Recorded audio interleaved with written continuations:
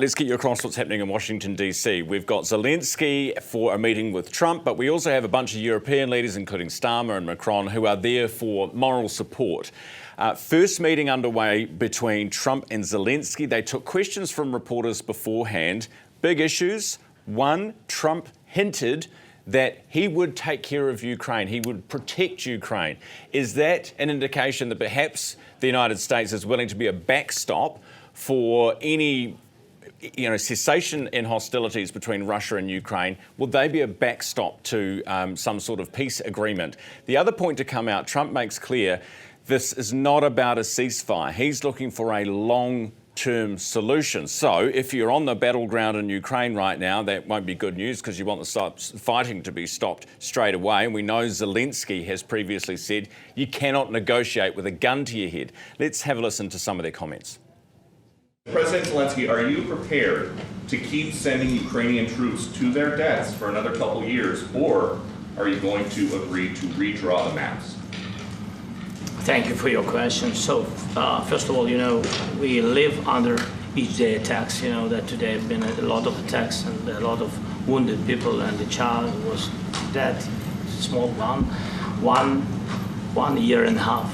So we need to stop this war, to stop Russia. So that's quite crucial. You heard there from President Volodymyr Zelenskyy when asked, are you willing to give up territory? Are you willing to allow the Russians to keep some territory, keep some land? He answered with, we need to stop this war. Now, the good news is there was no shouting this time. There was at least all smiles between Zelenskyy and Trump. I'm joined now from the Associate Professor of Politics at the University of Otago, Khoo. Nicholas, good morning. Good morning, Ryan. Good to have you on the show. What do you make of the comments so far from both leaders?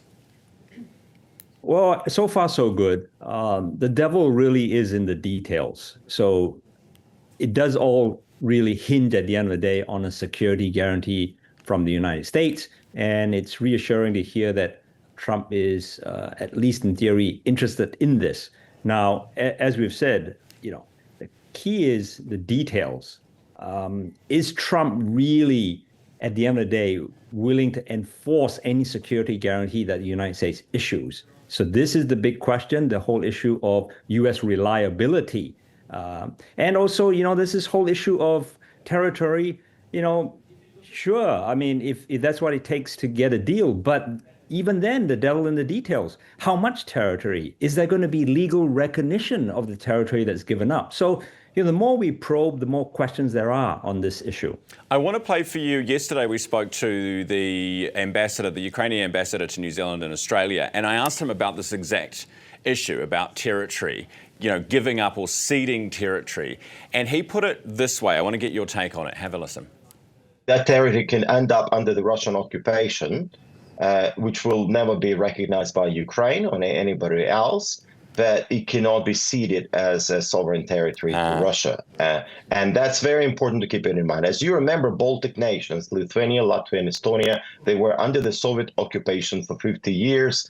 They had their own governments in place, and they were never recognized as part of the Soviet Union. So we may end up with having a similar arrangement.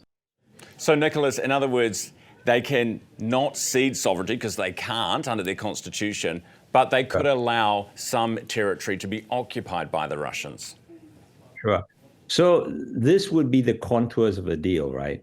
Some sort of agreement whereby the Ukrainians cede territory, but it's not legally recognized as being ceded for the reasons the ambassador has stated.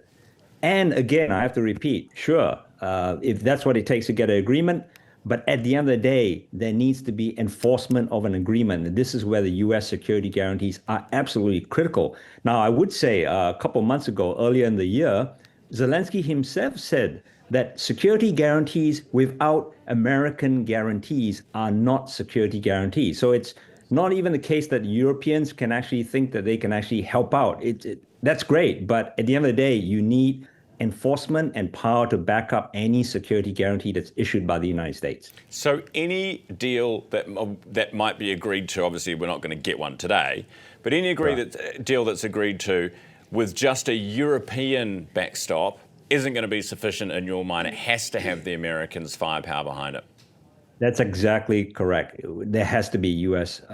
Power to back up all this. Now, this is where this whole issue of the reliability of the Trump administration is going to be tested in a really significant way. And I will not underestimate the challenges that the Trump administration faces in issuing a security guarantee. It's fine that we get an agreement in the short run, but this security agreement is going to be tested over years. Yeah. And what about this idea? I'm just seeing the latest reporting. This is from Zelenskyy. He says it was their best talks yet. They did talk specifically about security guarantees from the United States. And he says it was a constructive and specific meeting. What about this idea that you would negotiate a peace deal without first a ceasefire? Is that unusual? Well, it's done before, but at the same time, I want to point out that this is not the core issue. While in the short run, one would want Ukraine to have the sort of assurance. At the same time, the core issue is actually getting to a peace deal and the enforcement of the deal. So we don't want to see further losses, and this is the issue with the short run. Why Zelenskyy is insisting on a short-run agreement, which is that he wants to stem the deaths and the losses on the Ukrainian battlefront, and this is the core issue. So if he can get that, that would be fantastic. But I just don't see Putin budging on this issue.